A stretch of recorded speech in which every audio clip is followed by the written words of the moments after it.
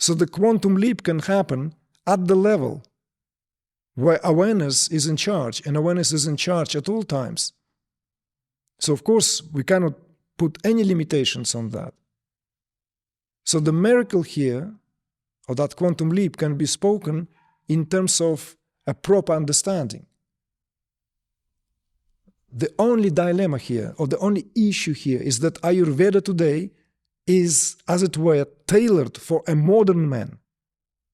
Not the way and how, perhaps, when these Vedic expressions came into oral communication, let alone were written down.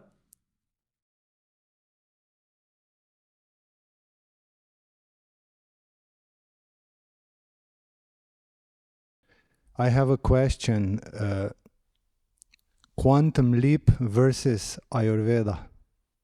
Can one who has active Shakti break the rules of Ayurveda? Because there is some trajectory in healing while taking some spices. What do you mean by Ayurveda versus quantum leap? Actually, as Ayurveda, I think time-tested healing, understanding of how this field, these bodies work, how Prakriti works, and by quantum leap, I mean miracle. Can something happen outside of Ayurveda, or can it happen more rapidly? I see. Thank you. Okay, so this deserves maybe some clarity with regard to first what really Ayurveda is, so that we don't deny the possibility of that, what you speak of as that quantum leap, of that miracle. May I just add one more thing?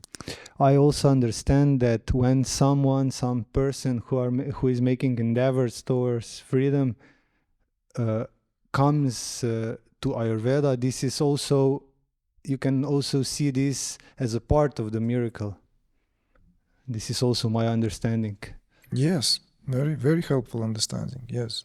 So that's actually very, very helpful, because you kind of making it easier now with this addition to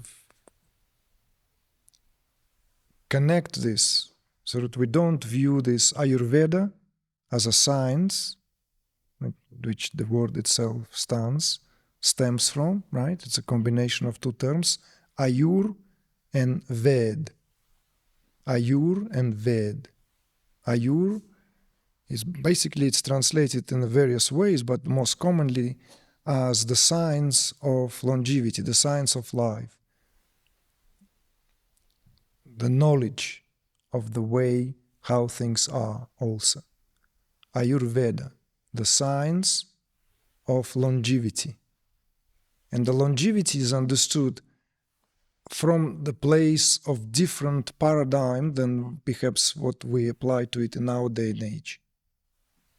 So Ayurveda also incorporates into itself and works from at so many different levels, as well as working with different expressions of how there is a certain discord set in. And that's what is very important. It's like once you start going into Ayurveda, and for that matter, practically in all Vedic sciences or branches of Vedic wisdom, how it is sometimes spoken, you will see how all of them are interconnected. All of them are interrelated and interconnected, because one way or another they belong to one homogeneous culture, Vedic culture, Vedic civilization. So according to Vedic way of understanding, human being and human organism, human nervous system, human body is all the same reality. It's the reality of the cosmic expression of one and only indivisible self. And that self expresses itself through the myriad of forms and phenomena, all down to that what is then crystallizing into, or morphing, crystallizing into what is then perceptible through the senses. And Ayurveda here is part of all these Vedic, altogether 40 Vedic disciplines, 40 Vedic aspects. Each of these aspects correspond to the totality of knowledge, which in turn corresponds to the totality of the human being. Again, when we say that, if we take this at the face value of what we today, by large, understand by what it means to be human being, if we speak of it as human being as this isolated individual affair, having its own body and living in a certain country, in a certain climate, in a certain building, in a certain relationship, and so on, then we're completely missing the point. Because Ayurveda, only part of Ayurveda today treats that.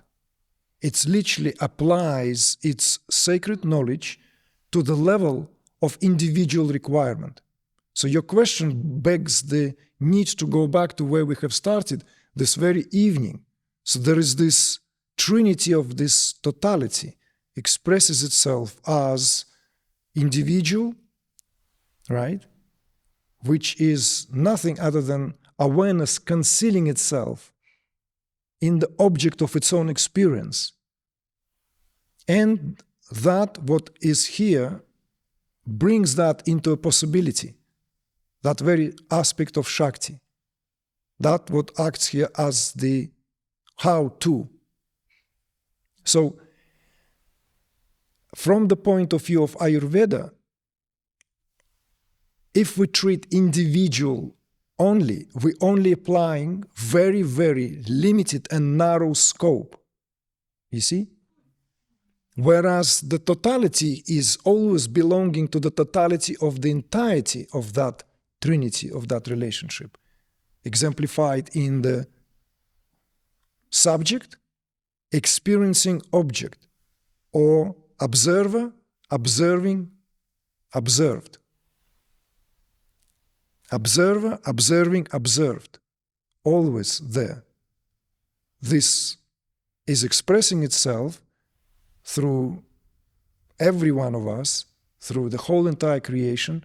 We are at once that very vintage point where awareness conceals itself in the experience of individual, whilst in reality, it's an object of experience for awareness. You see? So that is why from some point of view of spiritual discourse, this can be dismissed as not really what is happening. So if we are to apply here this non-dual understanding par excellence, then we will say that there is no such thing as an individual to begin with. None. It doesn't exist. It's not even a figment of imagination. It's always totality, but expressing itself in such a peculiar way. You see? So miracles are always possible everywhere because consciousness or awareness is non-local. It's all there is. The question of space-time causation doesn't belong to awareness.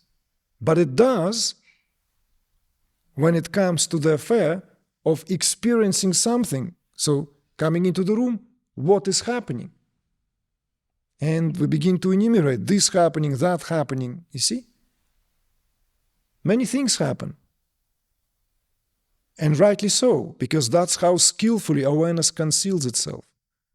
So the quantum leap can happen at the level where awareness is in charge, and awareness is in charge at all times. So of course, we cannot put any limitations on that. So the miracle here, or that quantum leap, can be spoken in terms of a proper understanding. The only dilemma here, or the only issue here, is that Ayurveda today is, as it were, tailored for a modern man.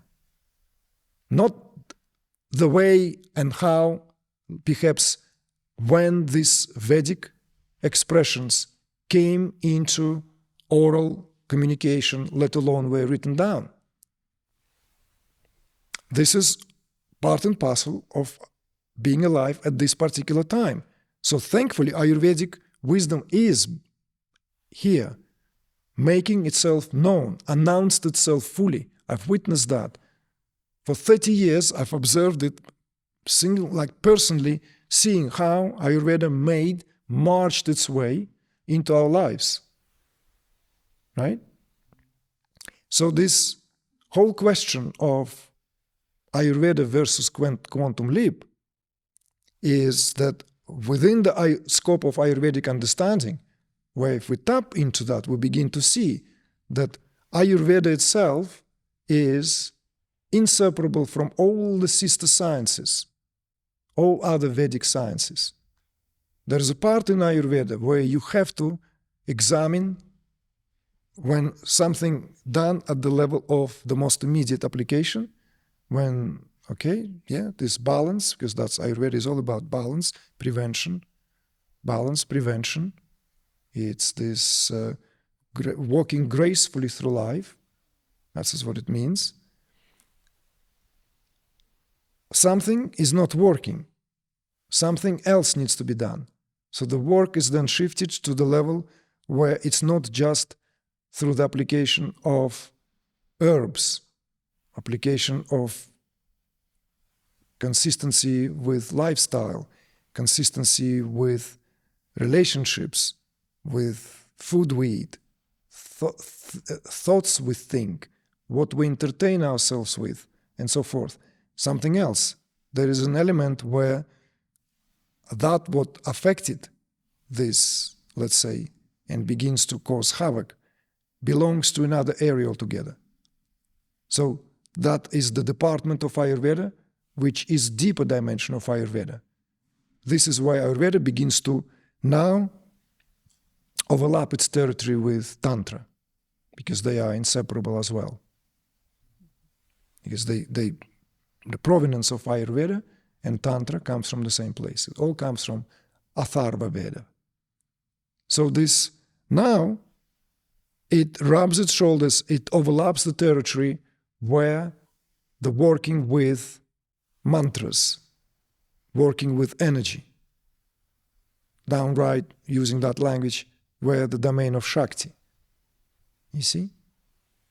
It works with stone therapy. This is where Jyotish comes in. This is where other aspects comes in. You've tried this, you've tried that, you've tried this, you've tried that. Still, gosh, the bed apparently was facing the wrong direction. Entrance to the house completely out of whack. Underground wood, like Vastu. See? Another, Stapatya Veda now comes into being. Another branch of Vedic wisdom, Stapatya Veda, also known as Vastu. So, all these aspects are being there, interconnected. So Ayurveda really overlaps with all of them. So Ayurveda can work on so many different levels as well. But it all begins, of course, with addressing and redressing the primary possible cause of concern. And that begins with what is the body being nourished on a daily basis, the habits, right? That what went into a groove, what potentially contributed to the manifestation of something which sooner or later begins to assault the Prakriti. See? If it's, some of the most commonly spoken axioms. You do something wrong once, not a big impact. You do something wrong twice, not a big deal. You do something wrong 3 times, all right. Let's see how strong is your prakriti. You do something wrong repeatedly 10 times up to 100 times, well, I'm sorry, that's not going to work. So things starts to fall apart. So this is why. And there's, of course, it's also life has made itself in cycles and phases.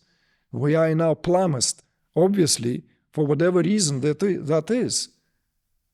The stuff of sagely dreams, a wisdom of the 90-year-old in the 16-year-old body. Okay, 18-year-old body.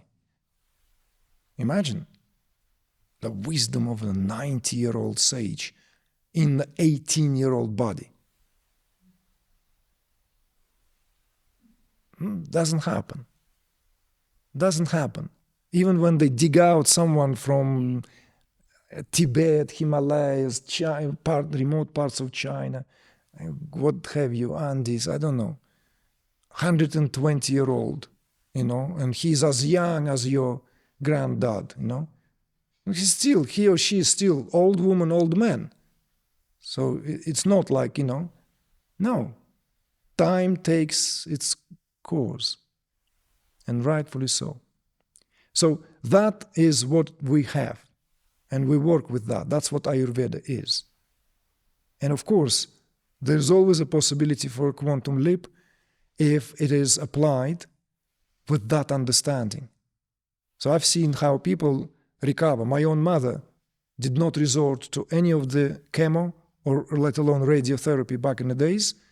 She decided when she was diagnosed with breast cancer, she knew all she needed to know, that all this is consciousness. She just read one book by Sri Aurobindo. She went, got initiated into TM. That's it. That's enough. I'm in London. I'm, frying my own fish, doing my own thing. This is many years ago. She's alone now, no family. She has no one to rely on. I'm going to heal myself. That's it. And she's done that. You see? And there are many people who have performed these feats. Is it a miracle? No, there's not. There is an element that feels like a miracle, but there was consistency of purpose. Consistency of purpose bear miracle. See? Miracle. We talked earlier, like I gave example of Mozart. Mozart is, I call him sometimes lovingly, a freak of nature. It's a miracle. Freak of nature. Consistency of purpose, you mean uninterrupted intent? Or persistent intent? Consistency of purpose, uninterrupted intent. I understand words, but I don't understand meaning. Okay. It seems important. All right, let's break it down. Consistency of purpose. So, what I meant by that is often we come across people who understand this all, and believe me, now, this may sound unfair, and it is not at all spoken in terms of somehow coming from a place of any judgment to why these people did that when it happened to them. But I've seen how people who taught others, who sat in these positions, who were like authorities out there for very large communities out there, authorities. They had followers, they had this and that, tantric teachers, contracting illness. Let's say in this case we speak with this example because it has to be life-threatening. And it is life-threatening, cancer. And although in their day job, in their teaching career, They were speaking from that place. But when it came to them, they were unable to apply this to themselves and resort to this, let's say, well, this modality and this modality. It's better to double it up, you see? I will go for medical intervention, consciousness-based healing, and some additional therapy, like, I don't know, swimming with dolphins or going see shaman or going to the greatest healer, you see? You can't blame these people. So don't get me wrong. I don't want this to be on the record somehow sounding that I'm passing here a judgment in terms of inconsistency of their predicament. But it is sincerely an inconsistency. So this is what I meant. Consistency of purpose. When something is truly understood, it works miracles, because it is not understood at the level of hypothetical possibility. It is understood at the level of actuality. You see? Level of actuality is when you take seeds and you go to the garden and you dig the holes and you put the seeds. You're not doing this. Maybe something will grow. Maybe not. Well, let's see. No. Where have you seen the gardener like that? No.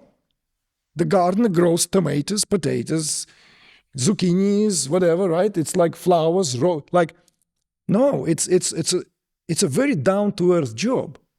Here I will plant herbs. Will be basilico growing, right? Albahaca, holy basil, raihan.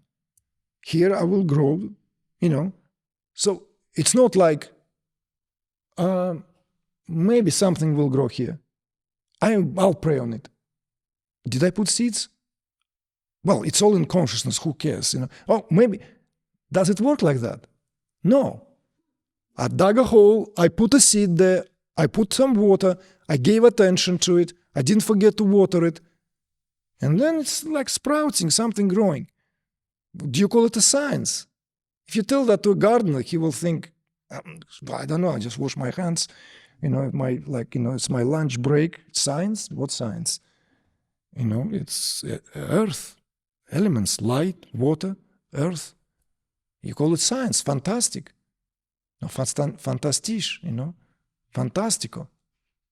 No, gardener doesn't need all these words, science. It's a matter of fact, matter of life. When all components come together and there is understanding. What understanding? Well, certain cultures not to be planted on the open sun. This likes sun exposure, this likes shade, this on a hill, all this goes into the making. And it all comes from a place, I know how it works. I've been here long enough. My predecessors, my parents, grandparents, I know how this works. I was born into a family, this, like the vein of the vine, the vine stem is like as thick as my anklets, like it's strong, it's powerful. It's been there hundreds of years. It's cultivated there. What do you call that? But you see, nowadays and age, a lot of things that are being intellectually played with. And I've witnessed that. And it always puzzles me. You see? The same like many years ago, by now many, but at the time it was like a shocking news. A shocking news.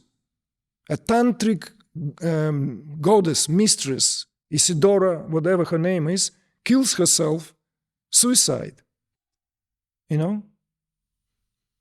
She commits suicide, and she was a role model for many, many, many millions of people.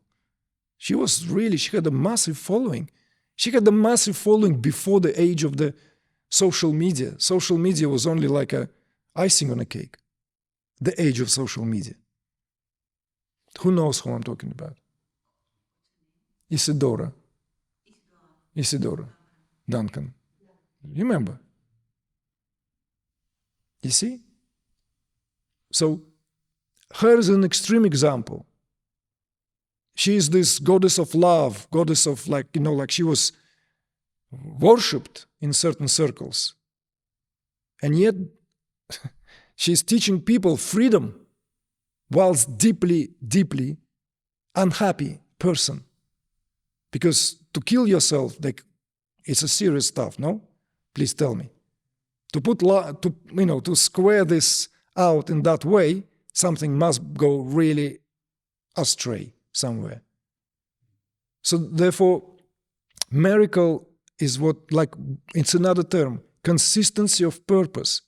If you understand what is your purpose, if you understand what is your incentive truly, what is it really that you set for yourself? What is it? What is your intent? All it requires is consistency, just as watering the seeds, just as doing something consistently. It's not enough just to utter some prayer and then, like, take it. Even that has to be, maybe that, take me, heal me. Yeah, if that has very strong connection already, then that will suffice. But how many can do that? You see? Other than that, Ayurveda works with miracles all non-stop. And the greatest miracle, as I'm gladly was witnessing you adding to your question, was very, very apt, that in itself is miracle. And there is another miracle. In that miracle of finding the way to self-healing, finding the way to harmonious coexistence, finding how everything is beautifully orchestrated here. There's another miracle there always, is how it works. How it works through simplicity. A simple act. It's just like bewildering, extraordinary. Yeah, like before going to eat, I was always struggling to find the right words for my blessing. But then I found out that if I don't say anything and really be with the food, it's even more powerful. It changes how it looks. Yes.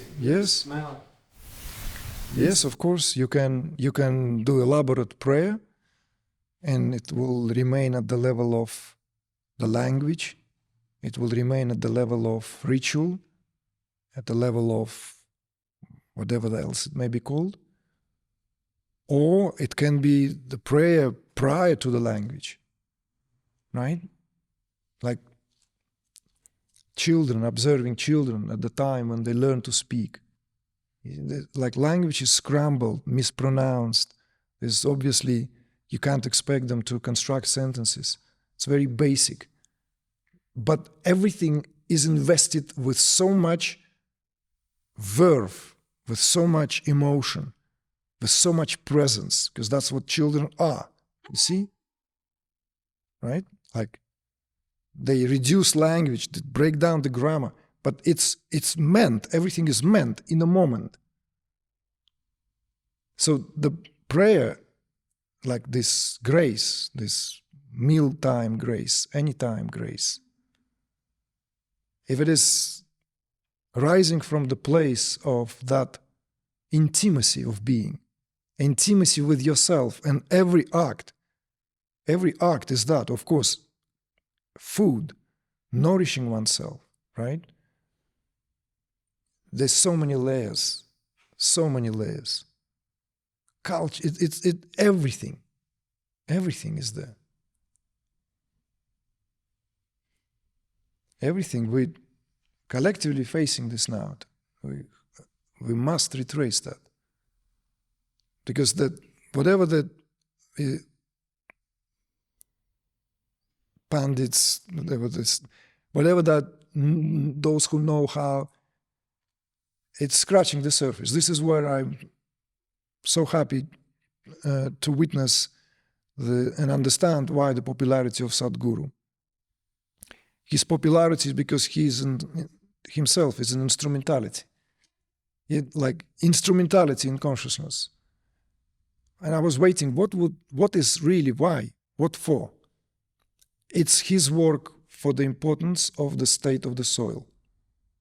his latest work, I don't know how many of you are aware, is that's where the core of his message. This is where he found his, let's say, I don't know, real purpose. That is a core message.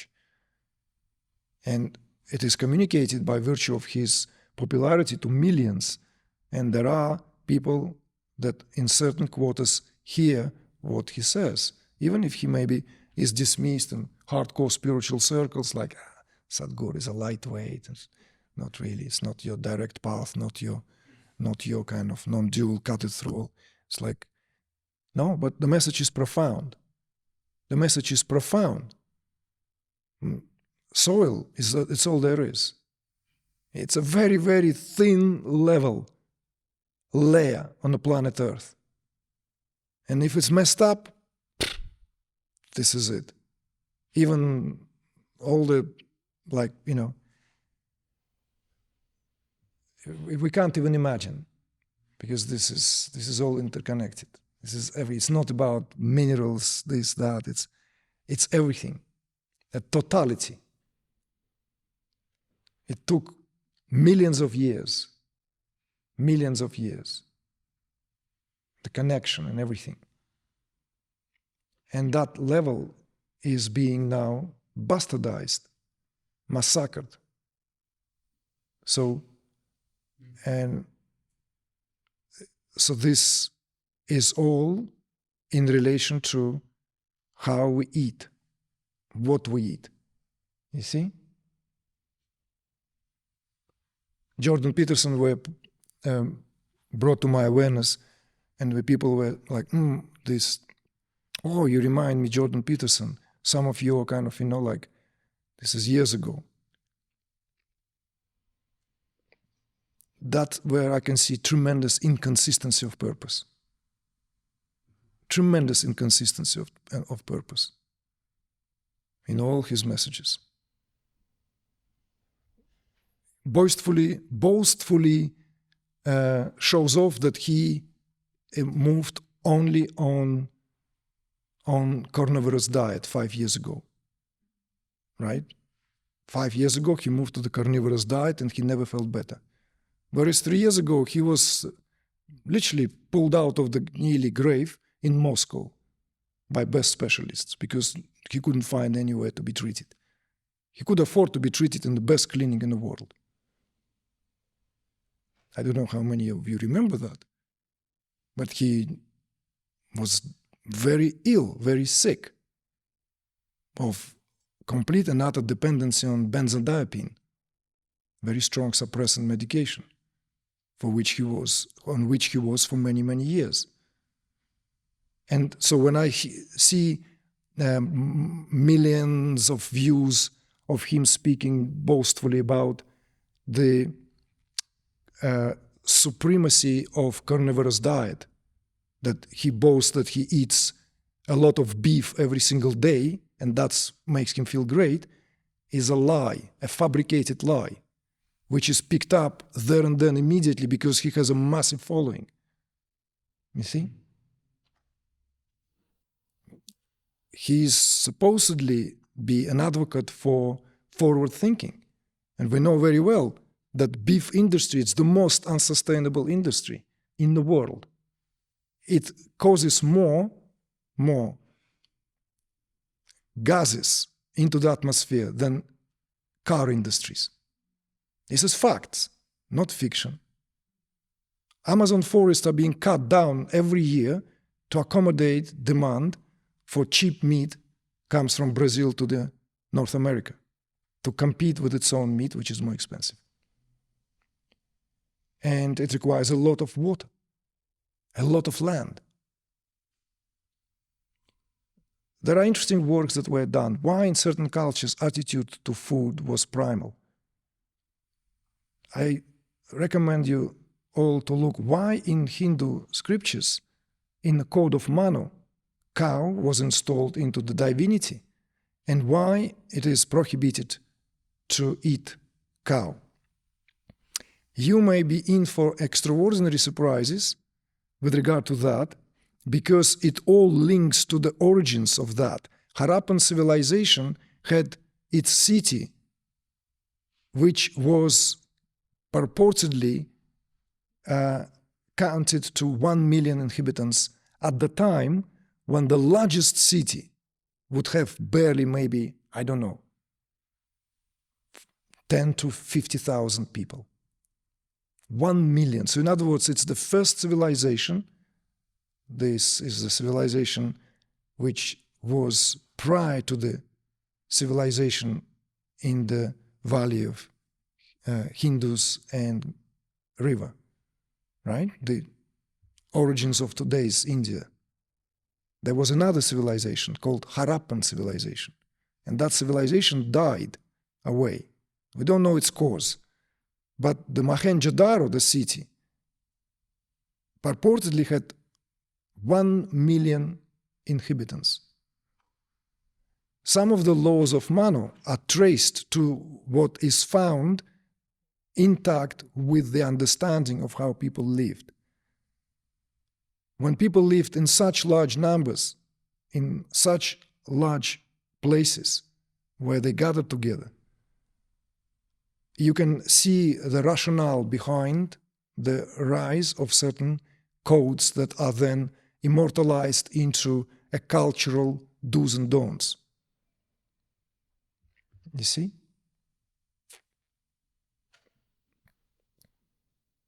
I don't know why we went there, but we went there. Started with the soil, but you talked about food, right? Food, what we eat. What we eat is of supreme importance. Of supreme importance.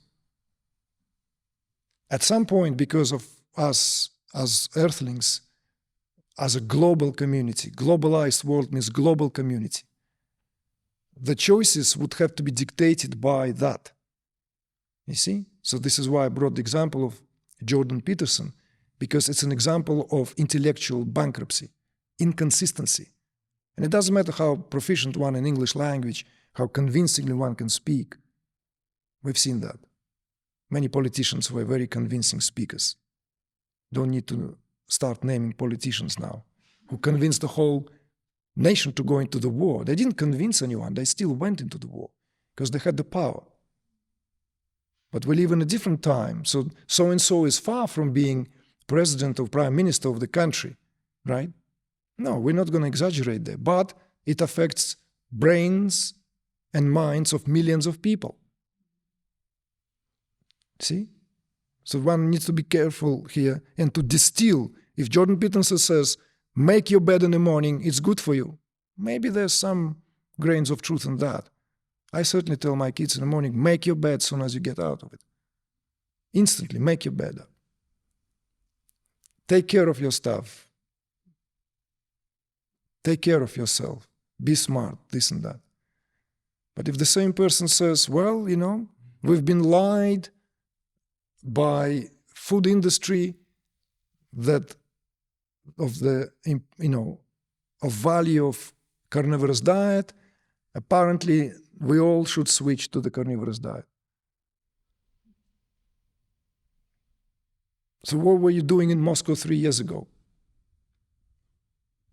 Why to say that you are example of happy story? No, it's not. It's not true. He was only just, you know, he was stuck, couldn't come back. It was during the pandemic. He was hanging around here in Eastern Europe. Couldn't go back, was like here. See? This is also with the example of Isidora Duncan, or Duncan. It's the same, inconsistency of purpose. People teach one thing, and then when it comes to their life, see? So this is also part and parcel of the age we live in. So this is why one has to gather within oneself and really be dedicated and to turn oneself into a project. Forget about what others say. Always turn this into the greatest project. Whatever that happened, it will be, success will be here. I am success story.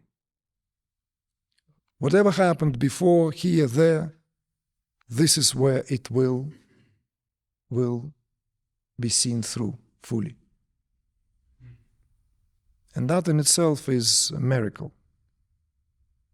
See? The audacity to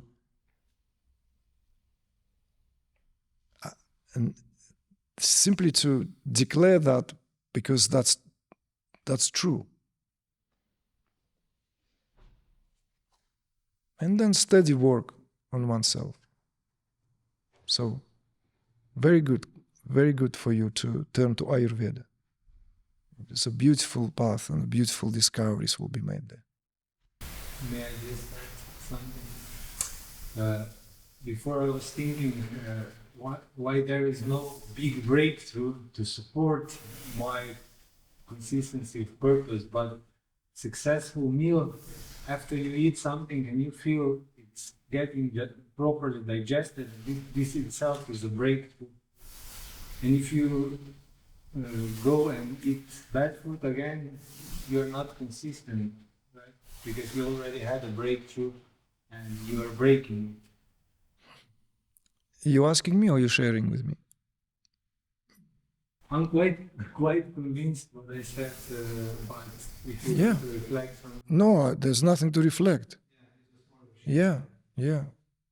You just can sometimes go and eat out to see the power of your digestion, Don't experiment too much, like sometimes it's good to eat out, that food is prepared by someone else and elsewhere, in less favorable circumstances, sometimes to give your body a jolt, to see how you're doing.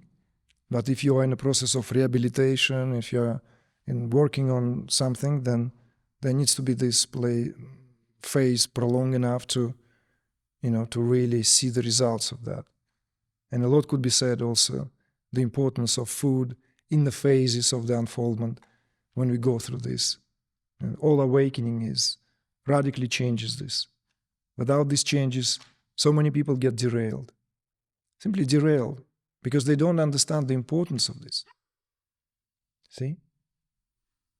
They don't understand the importance of that, of what happens. It's somatic and somatopsychic and psychosomatic. It works at both levels. At both levels.